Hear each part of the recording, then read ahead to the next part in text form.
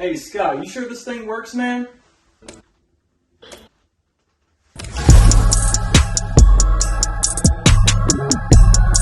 Heyo, what's good? Welcome to The Gist with me, Jared. I am fresh out the theater having watched Ant-Man and the Wasp, Quantumania. Oh boy, that was a lot. Let's jump right into my non-spoiler review. Quantumania is an ultra bonkers sci-fi epic of pretty big action and a lot of jokes. Overall, I had an okay time with the movie. There was a lot of fun sequences, a compelling performance I was really drawn in by, and funny moments for sure. Now straight up, this movie is not for everybody. If you're a fan of a big world, lots of CGI, a story that doesn't take itself too seriously, and a time at the movies where you can just shut your brain off and be entertained, this movie might be for you.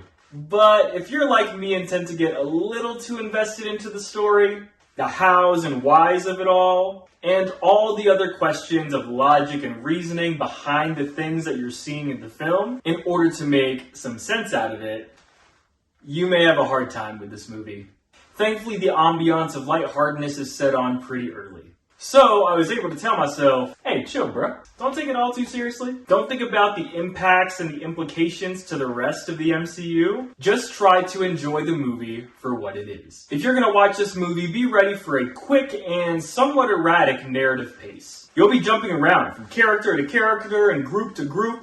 Being that this is the third installment in the Ant-Man franchise, the movie builds upon the family dynamic and other things that we've seen in the Marvel Cinematic Universe, specifically within the Ant-Man context. Homework isn't really required for this film, as it's pretty self-contained, and the characters sprinkle in a few lines of dialogue about their backstories and where they've been. If you've been following along in the MCU, you'll catch those tidbits pretty easily. My absolute favorite part of the movie, Kang the Conqueror. It's Jonathan Majors' world, everybody, and we're just lucky to live in it. He does an incredible job with this villain role. I found myself fully invested in every scene of his. Now, as I pivot to some non-spoiler gripes I had with the film, the other performances weren't really all that much to write on home about. They were just okay. Personally, I didn't like most of Cassie's scenes. The performance and line delivery seemed, for lack of better words,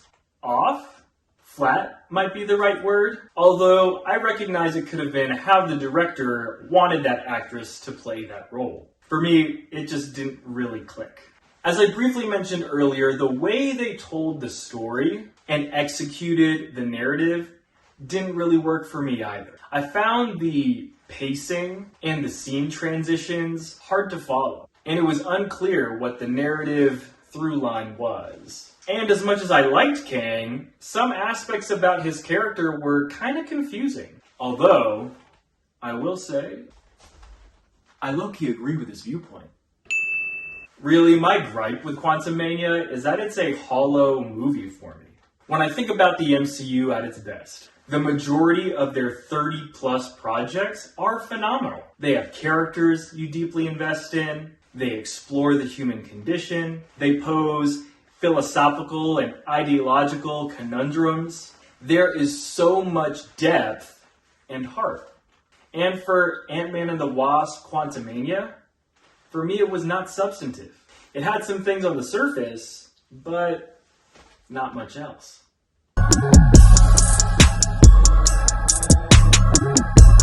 Spoiler time!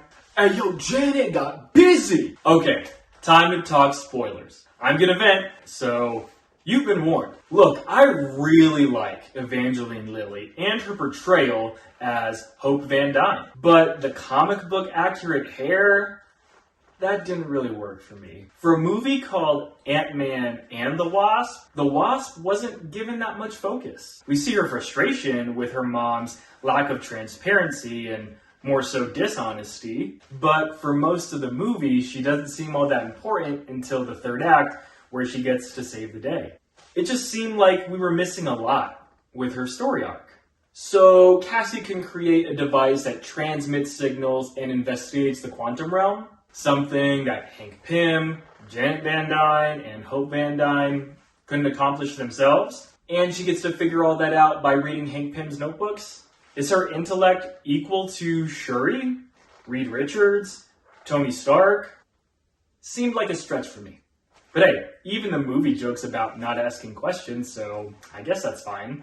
MODOK was pretty cool. I like seeing Darren pop back up in this third film. In line with the movie, he was wacky and pretty extra when he's got the uncovered face.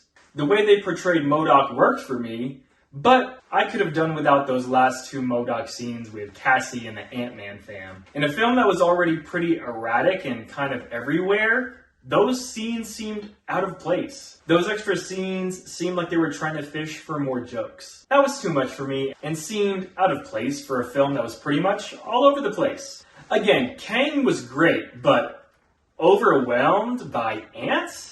Though the movie poses that they're Class 2 civilization ants, meaning they control more than one stellar system and can harness the power of a star. Lots of logical jumps you got me doing, Quantumania. Now back to Kang.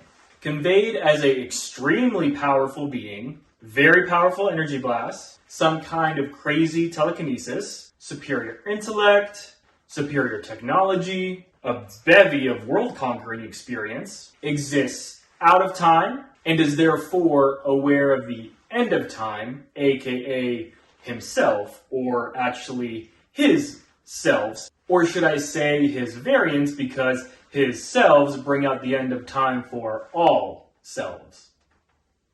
Anyway, Kang himself knows how to win. He has Ant-Man in a vulnerable position. He got Ant-Man to do what he wants. All Kang has to do is give Ant-Man his daughter back.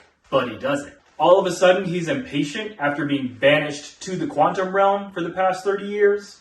Seems to be short-sighted for a guy with supreme knowledge. As I begin to close my spoiler rant, Quantumania brings up an interesting point about Scott Lang's life. He's a very famous, public, prosperous, and popular Avenger. And yet, there's a moment in the film where his daughter calls him out in that he's not really saving or helping anyone anymore. He's just talking about how he used to save people. There was some real meat to chew on here. They could have really tugged on the heartstrings by illustrating the cost of being a hero, the price he pays for heroism, and that price being time with his daughter. He saved the city, saved the neighborhood, saved the world, saved the universe, but all at the cost of time with his daughter. And that is why he's reluctant to keep on heroing, to keep on avenging, to keep on being a superhero. Boy, I wish they spent more time fleshing that out between Scott and Cassie, because that would have made Kang's offer of getting all that time back more convincing. And that's the gist of my non-spoiler review and my spoiler rant for Ant-Man and the Wasp: Quantumania. What did you think of the movie? Are you getting superhero fatigue? Or are you like me and still just as ready for the next one? Hit me up. Let me know in the comments down below. I'll catch you next time on The Gist.